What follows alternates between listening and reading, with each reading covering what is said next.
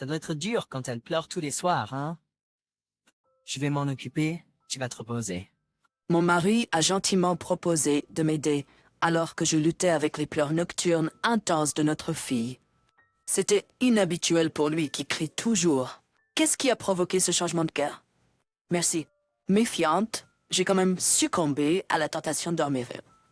Si seulement je n'avais pas cru ses paroles à ce moment-là, notre fille n'aurait pas vécu ce qui est arrivé. Je m'appelle Camille Stones, j'ai 32 ans.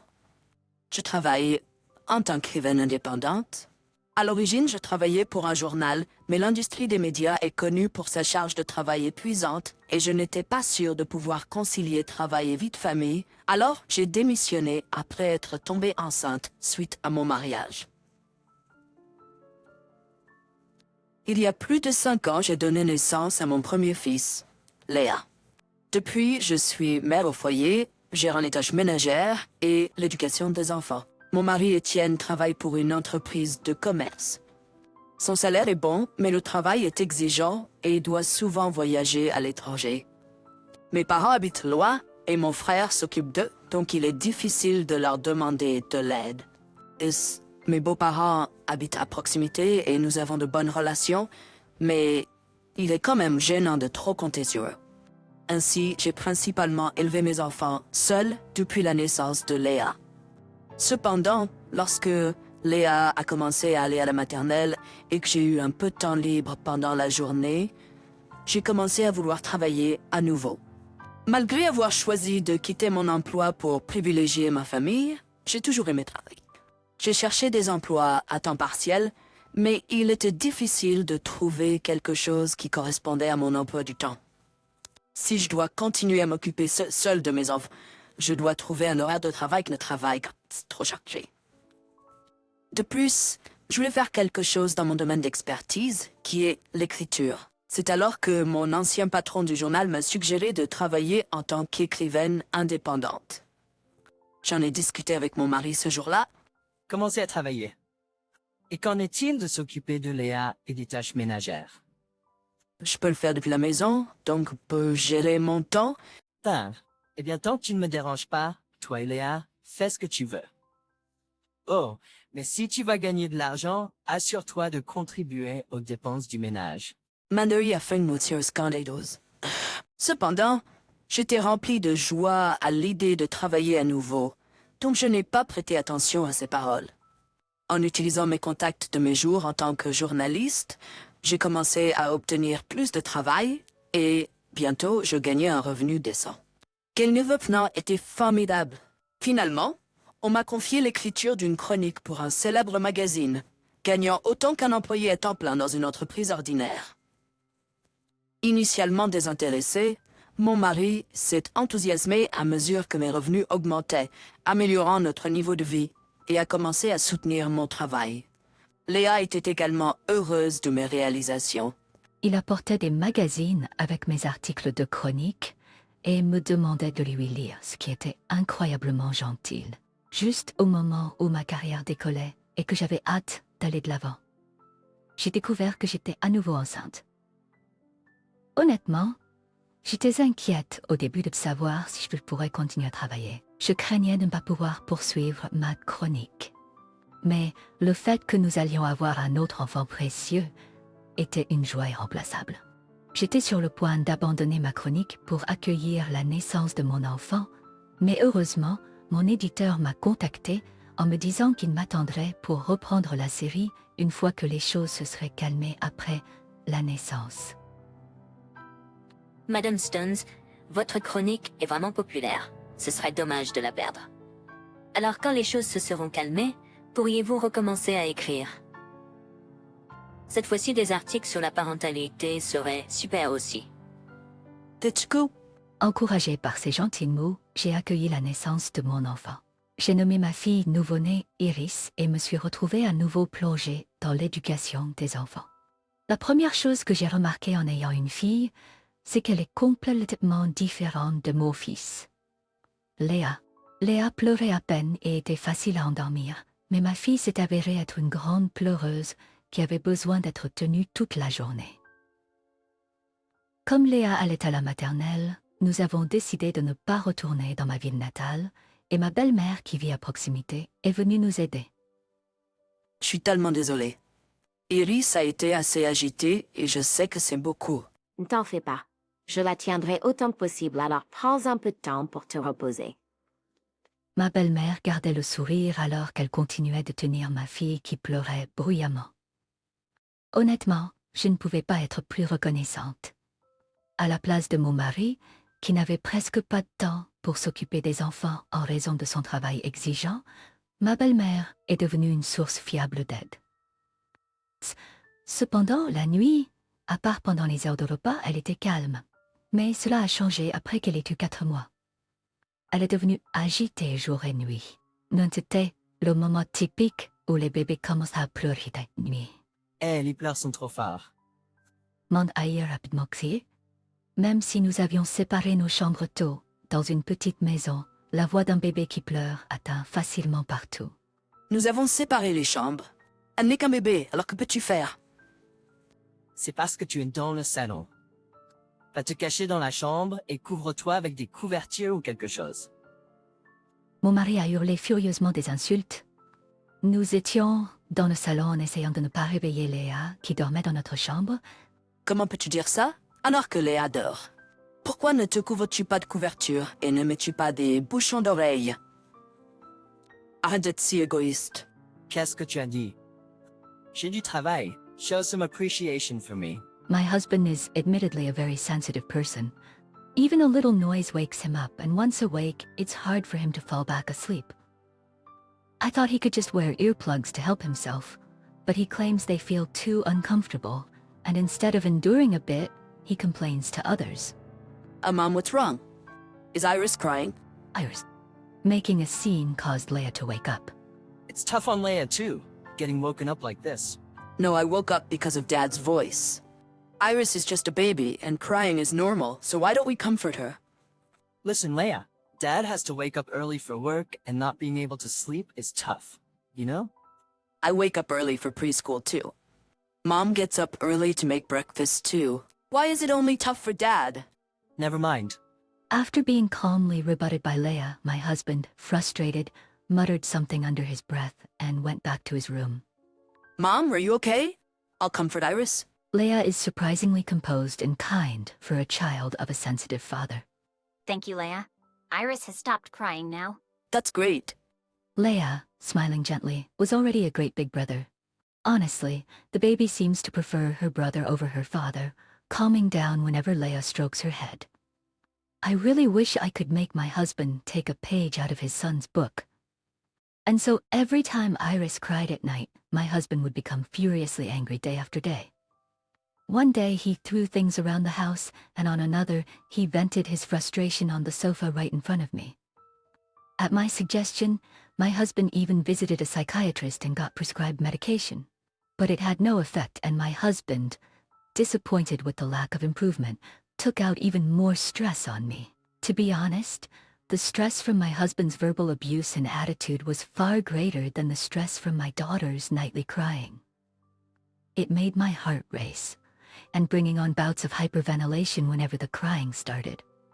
I even suggested that he stay at his parents' house nearby until the nightly crying phase passed, but he refused. A husband working hard and coming home only to find he can't return to his own house? That's unacceptable.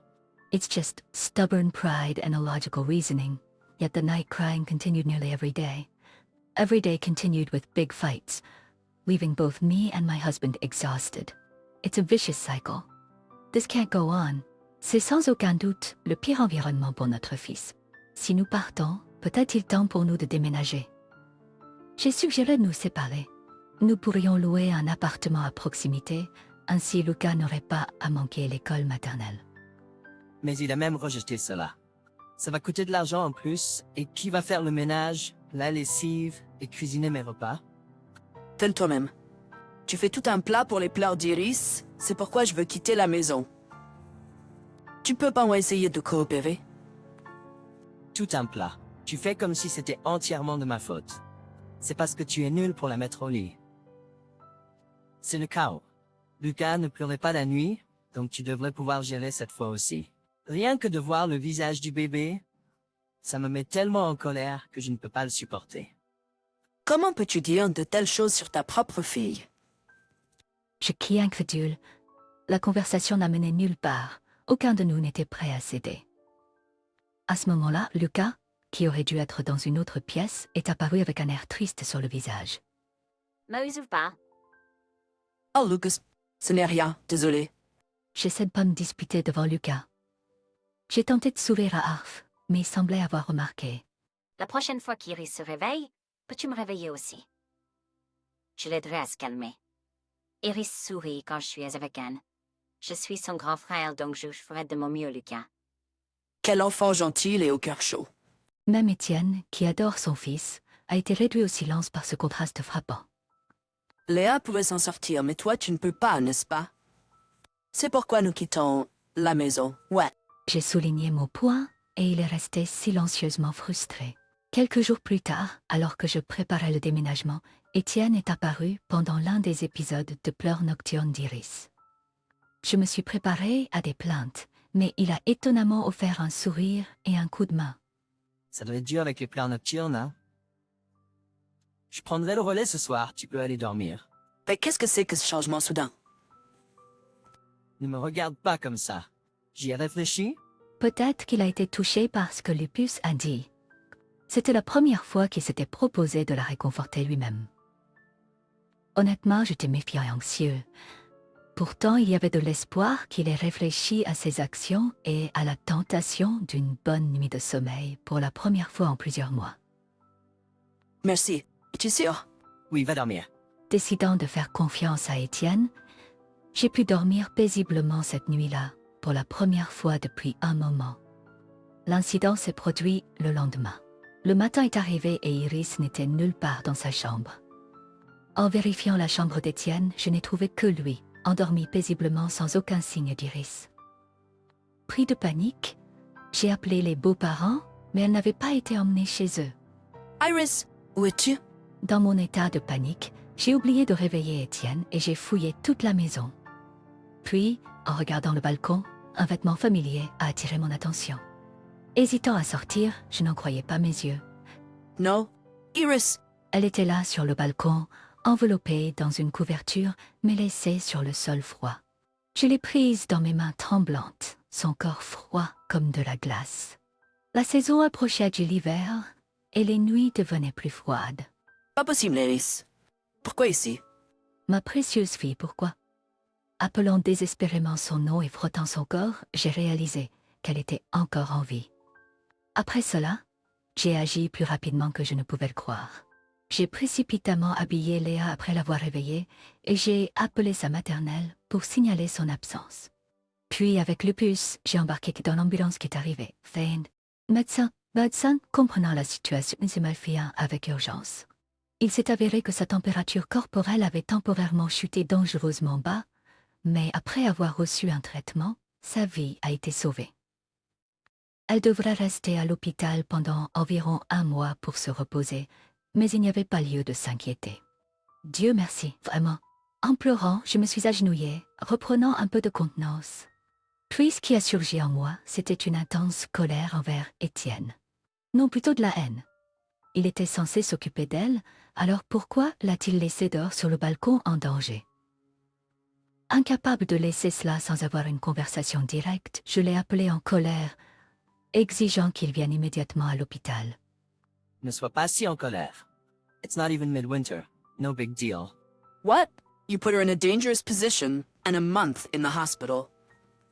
I couldn't help but raise my voice at my husband's unbelievable words. I don't want to waste my time talking to you. Just answer me this. Why did you let Iris go through such an ordeal? Iris's night crying was torturous, and Leia looked at me with disdain, not to mention our constant fighting. To top it off, you said you'd leave the house. I thought it was all Iris's fault, so I didn't want to keep her in the house anymore. So you left her on the balcony to die? You're exaggerating. I wrapped her in a blanket, didn't I? This man was impossible to talk to. I couldn't stand sharing the same space with him any longer. Let's get divorced. I can't live another day with someone who would put their child through this. I'm fine with being freed from the night crying, and I welcome the divorce. But I'm taking custody of Leia, you know? What? No way I'm letting you. Despite being in a hospital, we ended up arguing loudly. People around us gave us cold looks. Then Leia came over escorted by a nurse. I had forgotten I'd only asked her to watch Leia during the phone call. As I was profusely apologizing, Etienne smirked at Leia. Leia, you want to live with Dad even if Mom's not around, right? I'll buy you all your favorite things. Etienne tried to win over Leia as soon as the nurse left. However, Leia's response was unexpected. Dad, you were mean to Iris, right? I'm her big brother and I don't like people who are mean to her. So I hate you, Dad. Leia, don't say things like that. I will protect Mom and Iris. We don't need Dad. Despite his pathetic pleading, my son firmly declared his hate, leaving him deeply dejected and silent. Later, my in-laws, having learned of the situation, rushed over and apologized profusely. My parents also came from afar, taking care of Iris and Leia while we discussed a divorce. Camille, we're so sorry. We never imagined it would come to this. J'ai appris plus tard que Étienne avait discuté des pleurs nocturnes d'Iris avec ses parents et il lui avait conseillé de faire face aux défis ensemble avec moi plutôt que de fuir. Dans des moments comme celui-ci, c'est la mère qui souffre le plus. Cependant, cela a conduit à la raison pour laquelle j'ai refusé l'option de retourner chez mes parents. Mes beaux-parents se sont excusés profusément et ont soutenu ma décision de divorcer, même si cela devait en arriver là. Finalement, Anne et moi avons réalisé notre divorce. Ma colère n'était pas satisfaite par le divorce seul, alors j'ai décidé de le signaler à la police. Ce que mon ex-mari a fait à Iris constitue de la négligence envers un enfant. Mais heureusement, Iris a survécu. Le fait qu'il l'ait enveloppée dans une couverture a été pris en compte et il a fini avec une peine avec sursis. Ce n'était pas satisfaisant, mais c'est la réalité de la loi, je suppose. Elle divorce et continue à vivre dans le Mes beaux-parents ont fourni une généreuse pension alimentaire, donc nous n'aurions pas de problème financier pour le moment.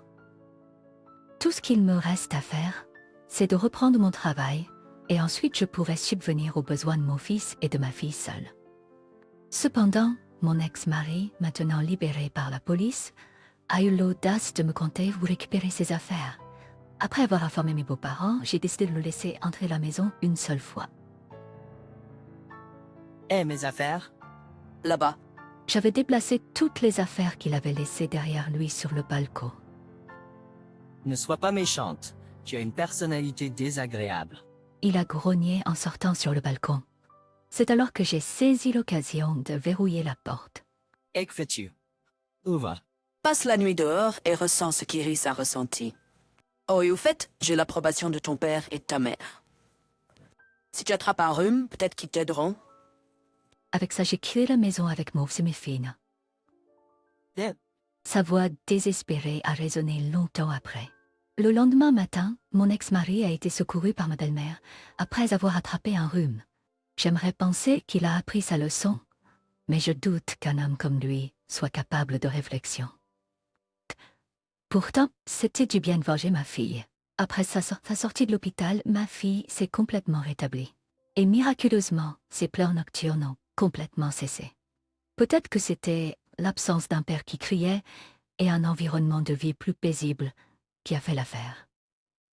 Les bébés sont plus perceptifs et sensibles que nous le pensons. Si vous voulez qu'un bébé passe un moment paisible, peut-être que la meilleure chose est que la mère passe ses journées avec un sourire.